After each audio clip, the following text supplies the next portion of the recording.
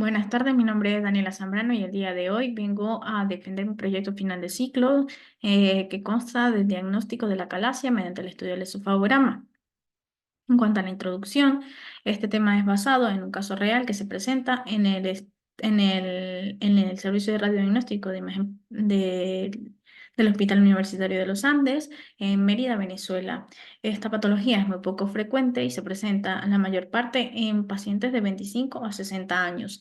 En cuanto a este caso, vamos a hablar de una paciente que se llama Virginia López, de 35 años de edad, quien acude a este servicio para que se realice un esofagograma varitado. El día de la cita que se les fue asignado fue el día 23 de marzo del 2024 a las 9 horas. El protocolo para este estudio se lo va a indicar luego el técnico de imagen para el diagnóstico. En cuanto a la exploración del caso clínico, en este caso está la paciente Virginia, es valorada por su médico de cabecera, quien le prescribe diferentes tipos de estudios. En este caso, le prescribe una manometría esofágica para valorar la presión del esófago. Seguidamente de esto le manda a realizar un esofagograma varitado. Es por esto que esta paciente acude al servicio de imagen para diagnóstico de dicho hospital, presentando cierto tipo de sintomatología, como es la disfagia, que es dificultad para tragar, siente que la comida se le atasca, la dificultad para tomar tanto sólidos como líquidos, regurgitación, que es que se le devuelve la comida, acidez estomacal con una evolución de más de 2 años, un dolor en el pecho y en el tórax que irradia tanto a la columna cervical como al brazo. Y durante estos años ha venido perdiendo peso. El técnico de imagen para diagnóstico, antes de comenzar a realizar el estudio radiológico, va a atender a la paciente, antes de comenzar la prueba, va a verificar que la sala de exploración se encuentre vacía, va a encender los equipos y a preparar el material, ¿vale? Debe de primero realizar la atención al paciente, que va hacer de forma personalizada, preparar, asistir, guiar e informar al paciente en todo momento, ejecutar los procedimientos adecuados para la realización de obtención de las diferentes imágenes radiográficas.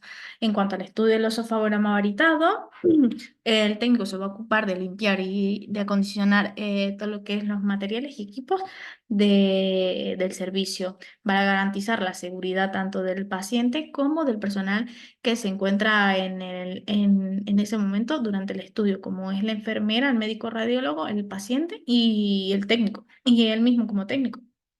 Durante la realización del estudio del esofagograma, irá realizando de manera protocolaria las funciones antes mencionadas. Existen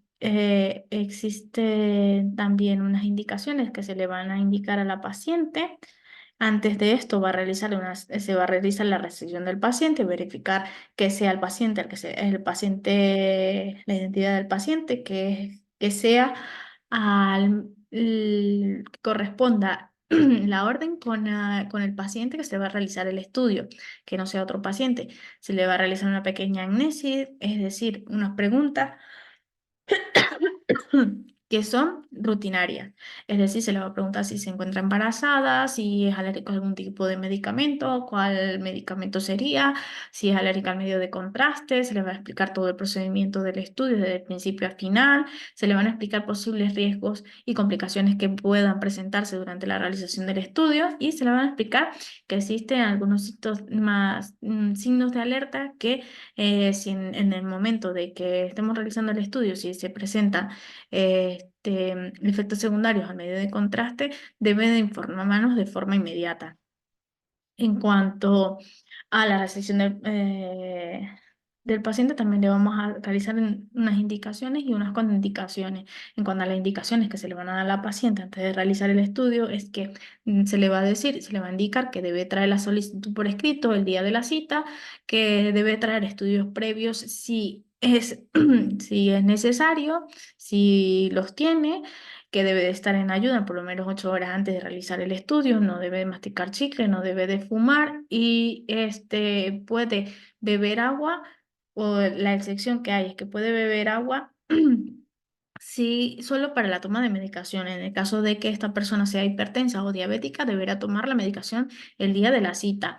debe de llegar 15 minutos antes y se le va a explicar que también existen unas contraindicaciones en el cual existe pues la contraindicación de que sea alérgica al medio de contraste, de que si se sospecha de embarazo o de que se encuentra embarazada, esto viene siendo una contraindicación para realizar el estudio por la radiación, que también tenemos lo que es que si el paciente se encuentra broncoaspirado o presenta una obstrucción esofágica o una perforación o una fístula traqueoesofágica, este paciente se le puede realizar el estudio siempre y cuando se utilice un medio de contraste yodado.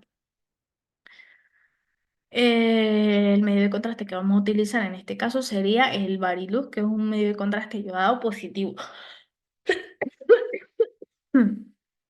El informe radiológico. El radiológico va a estar interpretado por el técnico radiólogo, es decir, va a consignar lo que son los datos generales, los datos específicos, pero el informe como tal, de los hallazgos médicos, lo va a realizar el médico radiólogo.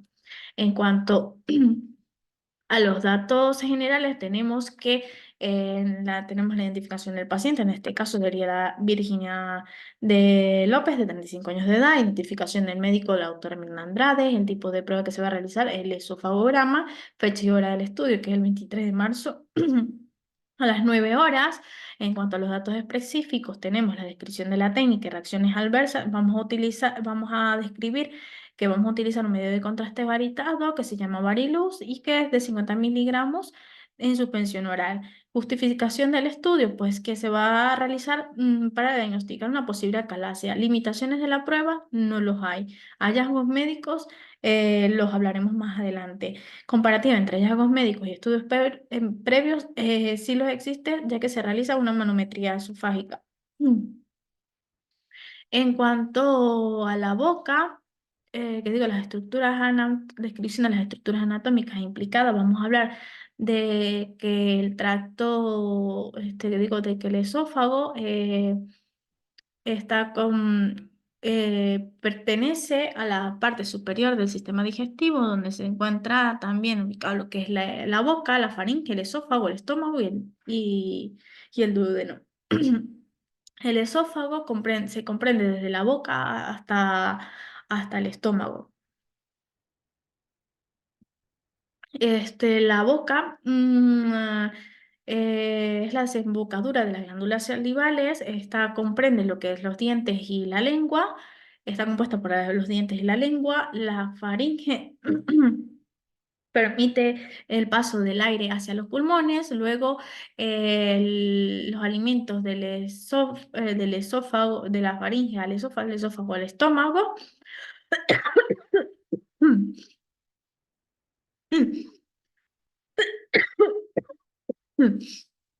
Y el esófago, vamos a hablar un poco de lo que es el esófago. El esófago es una estructura que se extiende desde la laringofaringe hasta el estómago. Mide aproximadamente, es un tubo vacío que mide aproximadamente de 25 a 30 centímetros de largo y 2 centímetros de ancho. Está compuesto por dos estructuras esfinterianas, una superior y una inferior, y esta se encuentra ubicada detrás de la laringe y la tráquea. A nivel de la T10 se encuentra perforado por el cardia y y el, y el hiato, pero también se va a pronunciar lo que es el cardia, que es la entrada del esófago al estómago. Está compuesta también por tres estrechas fisiológicas que son la región, que no se pueden confundir con ningún tipo de patología, que son la región cervical, la torácica y la abdominal. En cuanto a la región cervical, tenemos que se presenta a nivel de la C6, la región torácica a nivel de la T4 y la región abdominal a nivel de la T11. En cuanto a la calasia, que digo, algunas patologías que se presentan en el esófago, tenemos la esofagitis eosinófila, que es la inflamación que se presenta por una infiltración eosinófila en el esófago, la hernia de hiato, que esta se presenta por una pequeña abertura a nivel del estómago, de la parte superior del estómago y del diafragma. La la úlcera viene siendo una herida que va a supurar líquido y tejido. Esta puede presentarse en diferentes partes del cuerpo. Neoplasia, estas son células anormales que se presentan en este caso en el esófago. Lo que es la pirosis es el ardor que se presenta cuando tenemos acidez, se produce también por los jugos gástricos.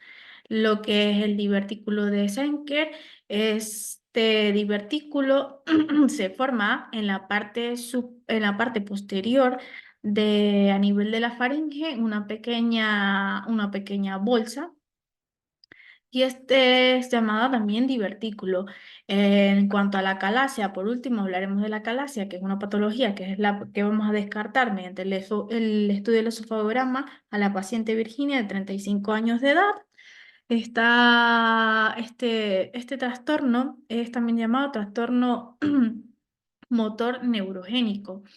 Este se presenta muy poco frecuente y se presenta cuando los nervios del esófago se dañan. Es decir, las células no permiten la movilidad del músculo y estos movimientos, ¿verdad?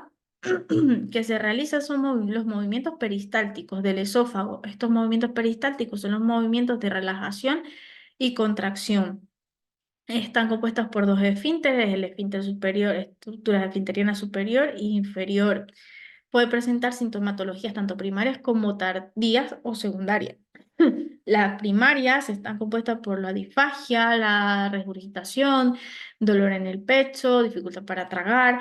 Las secundarias están compuestas por broncoaspiración, dilatación del esófago y un megaesófago. Los procedimientos médicos que pueden ser utilizados para el diagnóstico detallado de la alcalasia incluye una manometría esofágica, la endoscopia y el estudio varitado del esofagograma. En cuanto a la manometría, dijimos anteriormente que mide lo que es la presión del esófago. La endoscopia la podemos ver la estructura del esófago por videofluoroscopia en movimiento real y esta se va a introducir por la parte de las vías digestivas superiores, es decir, se va a ver toda la parte digestiva superior. Se va a introducir un tubo flexible con una cámara por la boca, va a pasar por el esófago, el estómago, el duodeno y la primera porción del intestino delgado. En cuanto al estudio varitado del esofagograma, consiste en la ingesta de medios de contraste y se van a realizar diferentes tipos de proyecciones en diferentes posiciones para lograr obtener una imagen de calidad y un posible diagnóstico fiable de la estructura anatómica del esófago. En este caso vamos a utilizar un medio de contraste de sulfato de bario, que es un contraste positivo.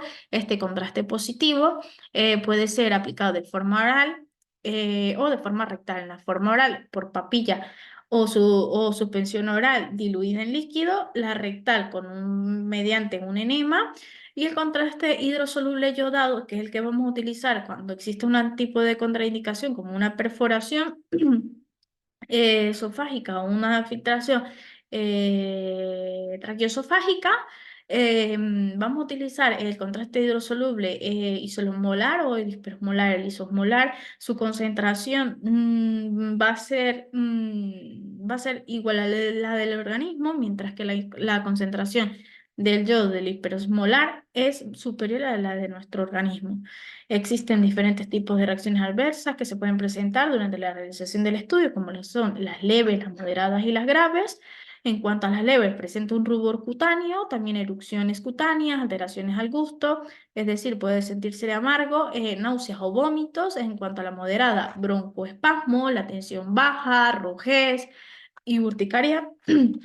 Las graves pueden darse convulsiones, edema en la laringe, arritmias cardíacas severas, colapso cardiorrespiratorio.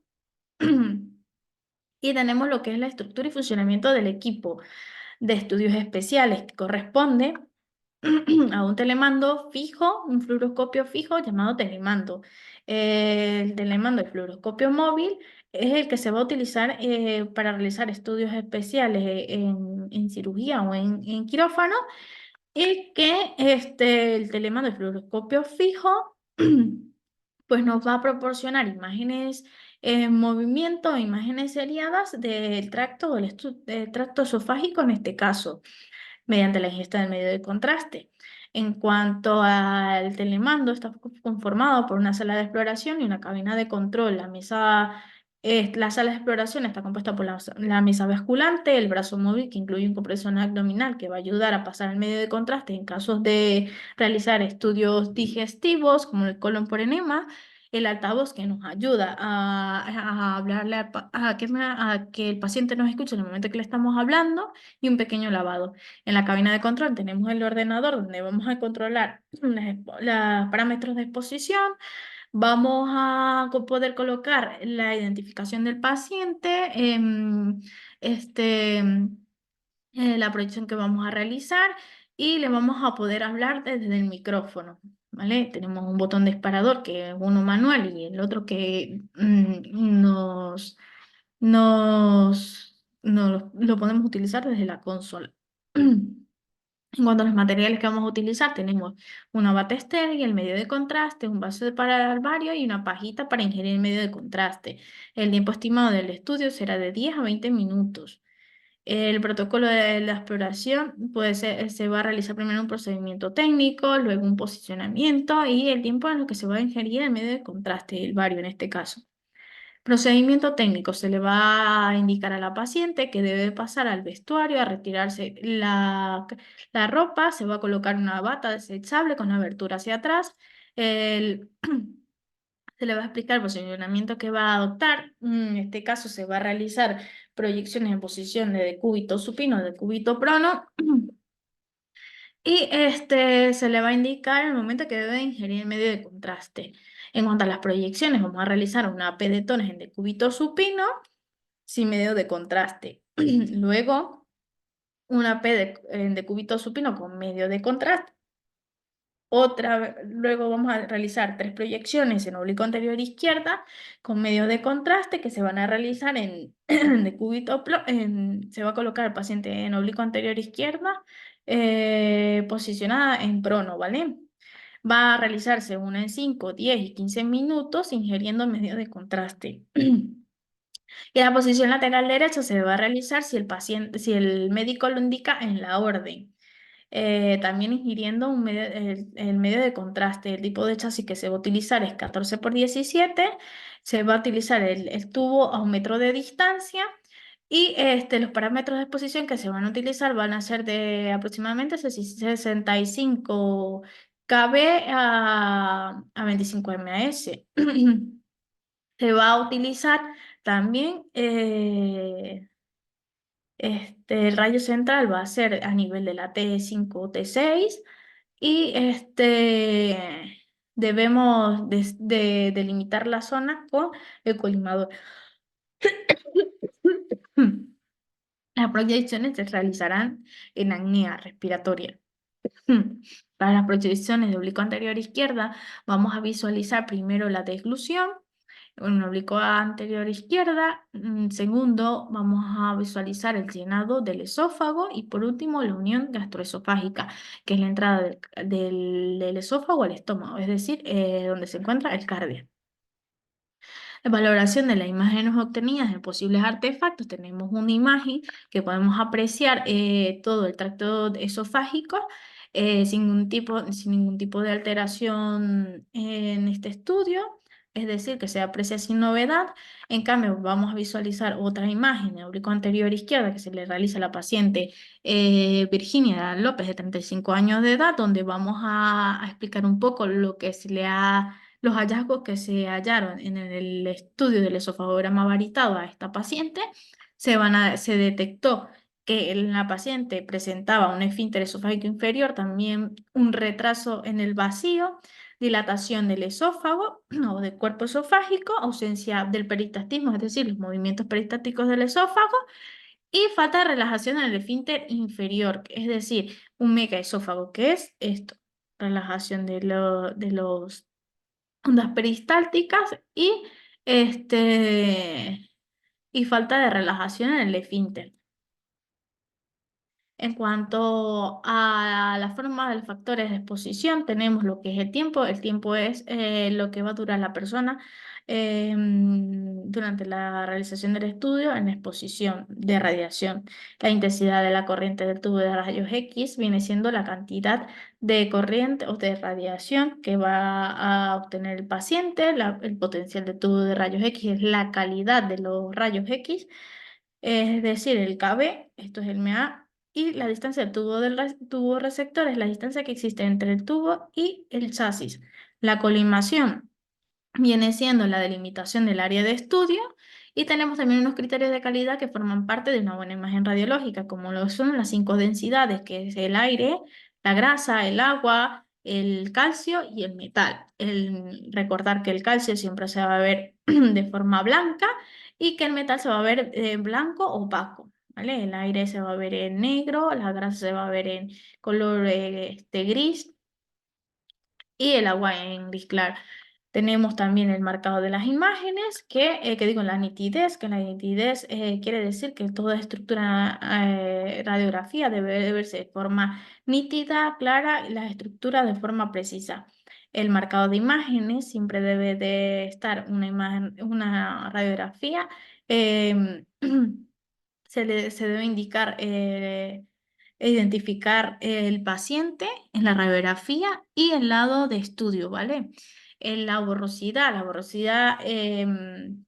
existen varios tipos de borrosidad, como la borrosidad cinética, que depende de la distancia foco-receptor, la geométrica, que depende de la movilidad del paciente, y la material, que en este caso, por ejemplo, si una paciente se le realiza una radiografía con algún tipo de objeto metálico, se va a presentar una imagen borrosa de arrastre, una imagen fantasma. En cuanto a las medidas de seguridad y protección radiológica, tenemos las principales, que son distancia, tiempo y blindaje. Esta hablaremos de la distancia. Entre más lejos se encuentre el paciente, menos radiación va a llevar. Entre más cerca se encuentre, pues más radiación va a llevar. Más cantidad de radiación va a llevar. El tiempo de radiación, o el tiempo, es la cantidad de tiempo que va a durar expuesto el paciente a esa radiación. Entre menor tiempo, menor radiación va a llevar el paciente. Blindaje, tenemos diferentes tipos de barreras que las nombraremos más adelante.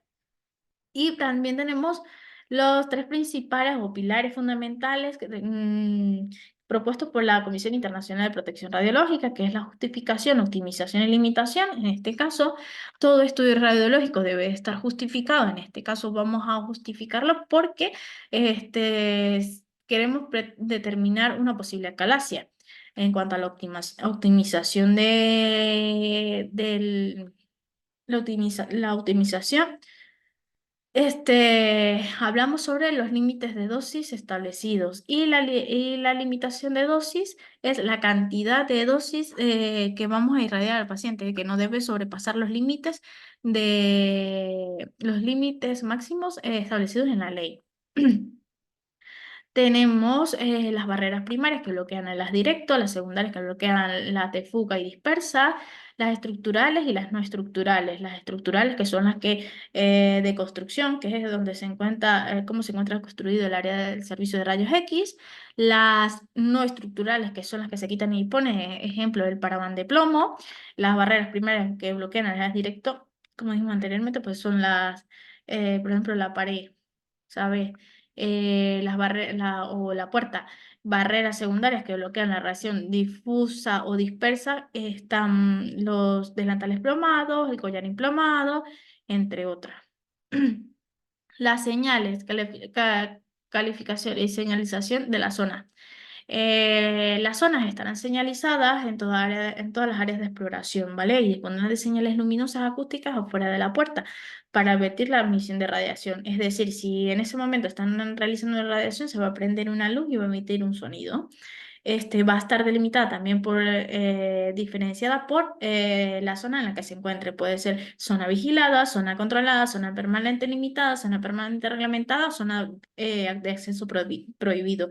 Va a estar identificada porque se va a ver cada uno de un color diferente y el riesgo de irradiación se va a identificar ya que existe diferentes tipos de irradiación, riesgo de irradiación y contaminación, riesgo de irradiación, riesgos de contaminación solamente. El riesgo de irradiación va a aparecer el logo gris normal. En este caso, el riesgo de irradiación va a aparecer el logo con punticas en los extremos. El riesgo de contaminación va a aparecer puros punticos alrededor en el cuadrado. Y el riesgo de irradiación y contaminación van a aparecer los palitos alrededor del logo más los punticos. Dependiendo de cada zona de permanencia, aparecerá de color gris, verde, amarillo, naranja o rojo. Hablar un poquito también de los futuros avances de la tecnología. Ya explicamos anteriormente que existe la manometría, la endoscopia y el estudio del esofagograma para diagnosticar patologías del esófago. Pero se ha venido realizando estudios para realizar una endoscopia peroral. ¿Qué es una endoscopia peroral? Pues viene siendo, o POEM, que viene siendo una endoscopia más cirugía. Esta endoscopia más cirugía quieren los médicos irla aplicando a diferentes tipos de pacientes en diferentes patologías para que puedan llegar a obtener un tratamiento tanto terapéutico como eh, medicación farmacéutica o tomada. En cuanto a la conclusión, la acalasia, que digo, en este caso hablamos de la paciente Virginia de 35 años de edad. Este estudio del esofagograma no fue de gran utilidad ya que pudimos diagnosticar que presentaba esta paciente una acalasia avanzada donde se presentaba dilatación del esófago, inhibición o falta de movimientos peristálticos en el esófago, en el esfínter esofágico inferior, falta de relajación y aparte un megaesófago, ¿vale? Pues hasta aquí llegó mi presentación. Espero que les haya gustado mucho y muchas gracias por su atención. Gracias por su atención.